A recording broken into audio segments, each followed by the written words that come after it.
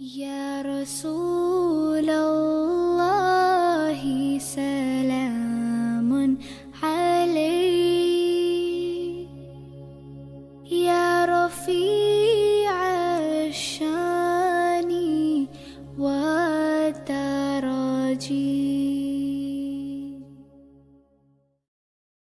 அல் குர்ஆனில் ஜெருசலம் பாகம் 6.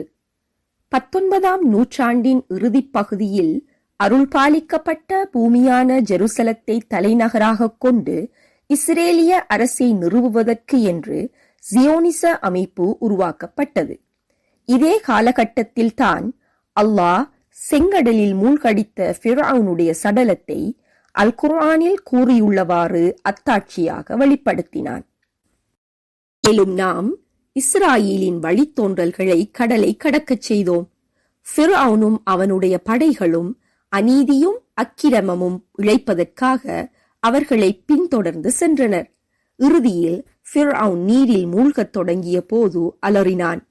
இஸ்ராயேலின் வழித்தோன்றல்கள் எந்த இறைவன் மீது நம்பிக்கை கொண்டார்களோ அவனை தவிர உண்மையான இறைவன் வேறு யாரும் இல்லை என்று நானும் நம்பிக்கை கொண்டேன்.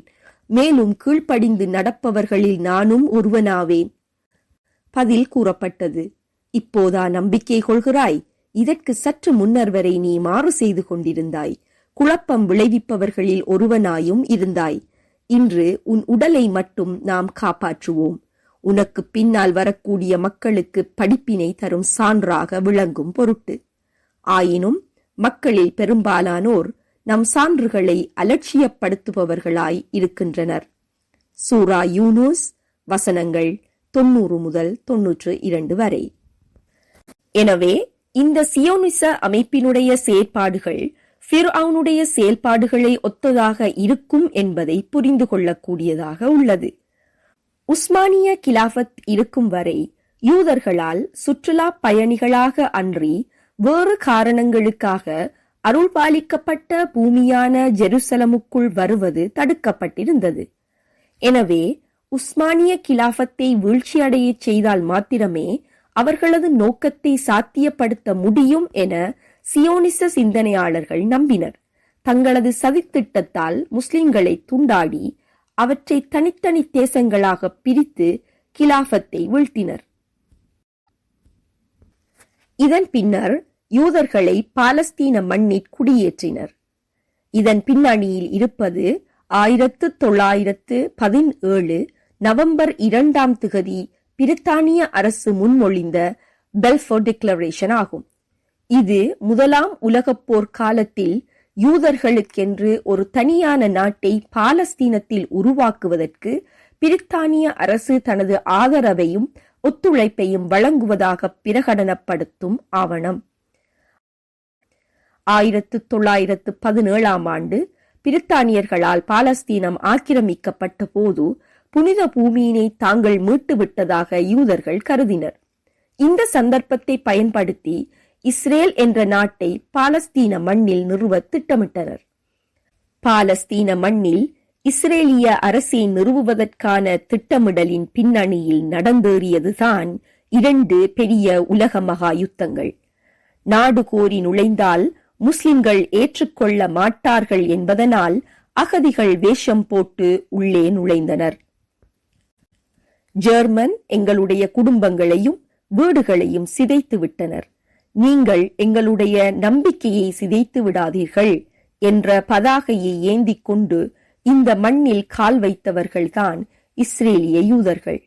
ஆனால் இறுதியில் ஒண்ட வந்த பிடாரி ஊர் பிடாரியை விரட்டிய கதையாக பாலஸ்தீன மக்களை அவர்களுடைய வீடுகளில் இருந்து விரட்டி கொலை செய்து அச்சுறுத்தி நிலத்தை ஆக்கிரமித்தனர். பிரித்தானியா தான் ஆக்கிரமித்து ஆட்சி செய்த நாடுகளையெல்லாம் விட்டுச் சென்ற போது அந்நாடுகளுக்கு பொறுப்புதாரர்களை நியமித்து ஆட்சியை கையளித்து விட்டு சென்றது. ஆனால் பாலஸ்தீனத்தில் மாத்திரம் அவ்வாறு எதுவும் செய்யாமல் வெளியேறியது. பிரித்தானியா வெளியேறிய கையோடு யூதர்கள் இஸ்ரேலிய தேசத்தை பாலஸ்தீன மண்ணில் பிரகடனம் செய்தனர். அவ்வாறு பிரகடனம் செய்த உடனேயே அமெரிக்கா அதனை ஏற்றுக்கொள்வதாக வழிமொழிந்தது. இவ்வாறு தோற்றம் பெற்ற இஸ்ரேல் தனது ஆக்கிரமிப்பு பகுதிகளை விஸ்தீரணம் செய்து கொண்டு போனது. அதற்காக பல்லாயிரக்கணக்கான பாலஸ்தீன உயிர்களை பழிவாங்கியது. இஸ்ரவேலர்களின் நோக்கம் மத்திய கிழக்கில் இஸ்ரேலிய தேசத்தை நிறுவி அதனை உலகை ஆட்சி செய்கின்ற நாடாக உருவாக்குவது.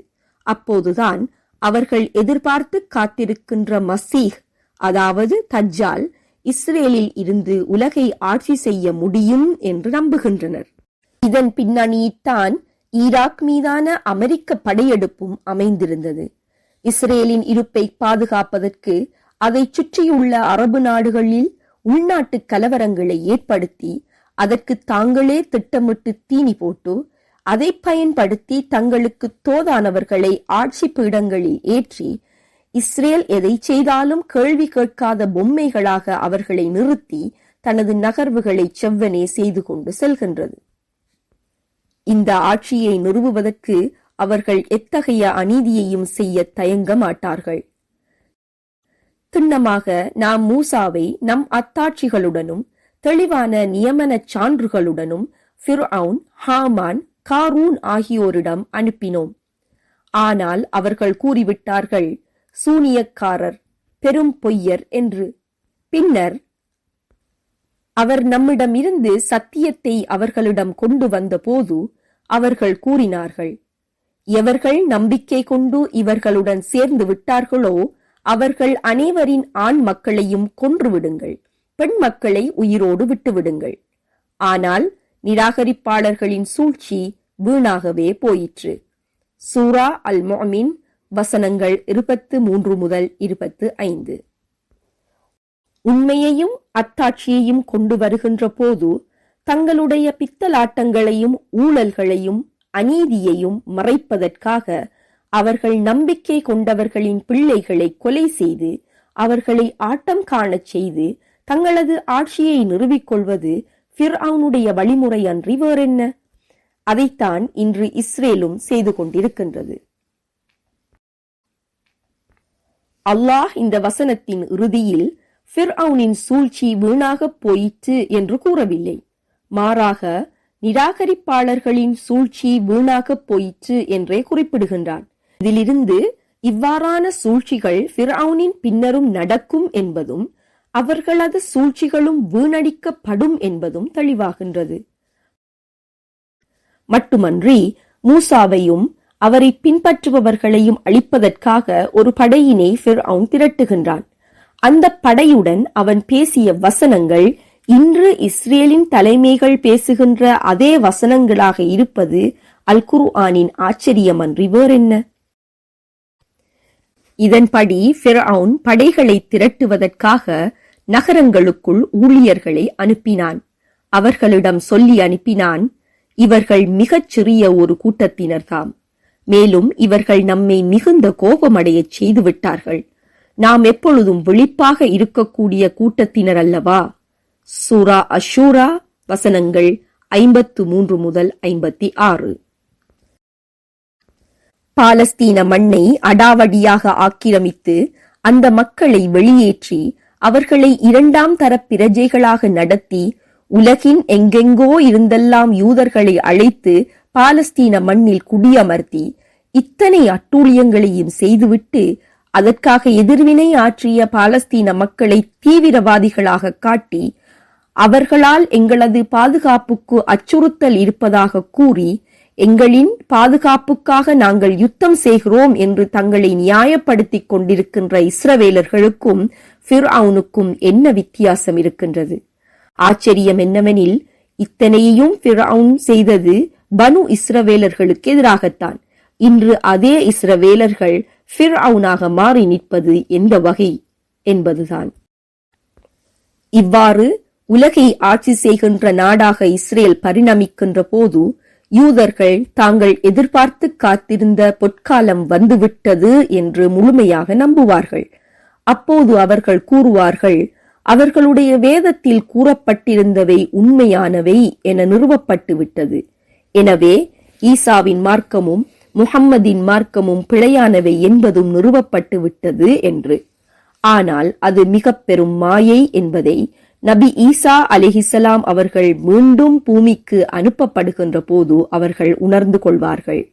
ஆனால் அதில் எந்த ஒரு நன்மையும் அவர்களுக்கு இருக்கப் போவதில்லை.